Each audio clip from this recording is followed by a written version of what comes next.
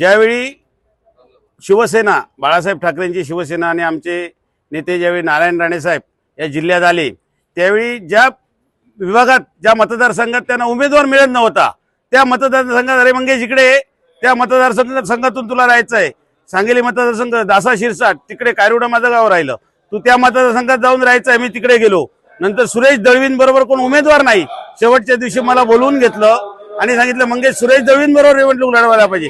त्याच्यानंतर कोलगाव मतदार फ्रान्सिस डिसोजा असे कितीतरी जे आमचे नेते आदेश देतील त्याप्रमाणे आम्ही त्यांचं ऐकलं। आणि आता कुठे पक्षाचे चांगले दिवस आले त्यावेळी ही गब्बर माणसं जी पैसेवाली गब्बर माणसं आहेत ती आता पक्षामध्ये घुसून त्यांची जी चौकट तयार झालेली आहे प्रत्येक विभागात। आज अपक्षांची आमची संख्या बघा, बिचारे गरीब गरीब लोक कार्यकर्ते चांगल्या पद्धतीने आयुष्यभर त्याने आपापल्या गावात आपापल्या वाड्यात चांगल्या पद्धतीने काम केलेले आहेत।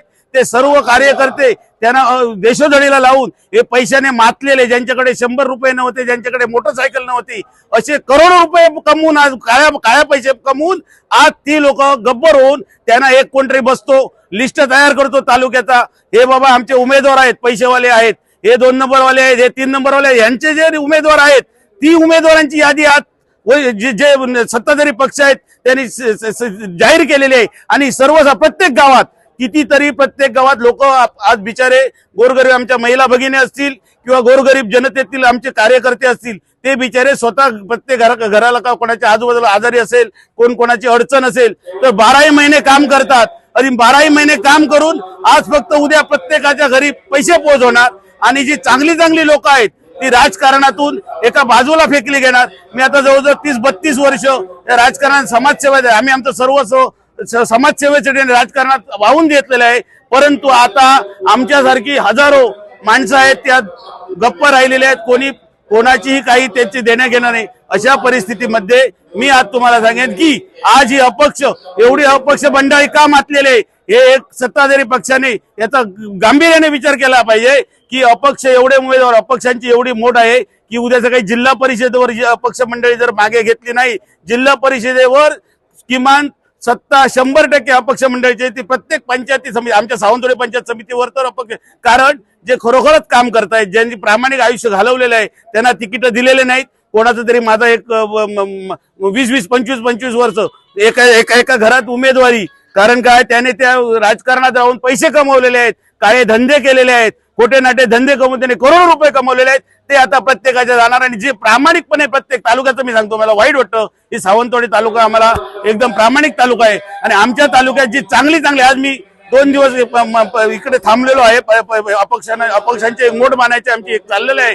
अक्षरशः चांगली माणसं राजकारणापासून दूर गेलेली आहेत आणि उद्या सकाळी हे माजाडू जे पैसेवाले आहेत उमेदवार ज्यांनी दिलेले आहेत त्यांनी येणार 100%। आमचे सगळे 90%, 95% लोक माघार घेणारे, काळ्या दगडावरचे साम दाम दंडभेद त्यांच्या समोर होणार, ते माघार घेणार। परंतु मी तुम्हाला एक सांगतो, भविष्यात ही जी कीड लागलेली आहे ही कीड सिंधुदुर्ग जिल्ह्याला आणि सावंतवाडी तालुक्याला अतिशय घातक आहे आणि ही जर असंच चाललं असेल तर सर्वसामान्य माणसाला आमच्याकडे राजकारणात नवीन एकही माणूस मध्ये राजकारणात उतरणार नाही आणि हे जे काही ठराविक लोक आहेत त्यांच्या घराणेशाहीवर हे राजकारण चालणार, एवढं मी तुम्हाला सांगतो। अनेक जण माघार घेतात असं तुम्ही म्हणताय, त्या माघार घेणाऱ्यांमध्ये मंगेश तळवणेकर असणार। मंगेश तळवणे तुम्हाला माहिती आहे किती वेळा मी माघार घेतली नाही, परंतु तुम्हाला मी एक सांगेन, आज जर अपक्षांच्या आम्ही मोठ बांधायला निघालेलो आहे, जर अपक्ष जर हे सगळे जर आमचे प्रामाणिकपणात आणि प्रत्येक मतदारांना मी सांगू इच्छितो, ज्याने कुठल्याही पक्षाचे असू दे, मी एक शेतकरी संघटनेचा उमेदवार म्हणून उभा राहिलोय, कुठल्याही पक्षाचा जो उमेदवार असेल त्या प्रत्येक मतदारांनी प्रत्येक गावागावातील माणसांनी माझी एक विनंती आहे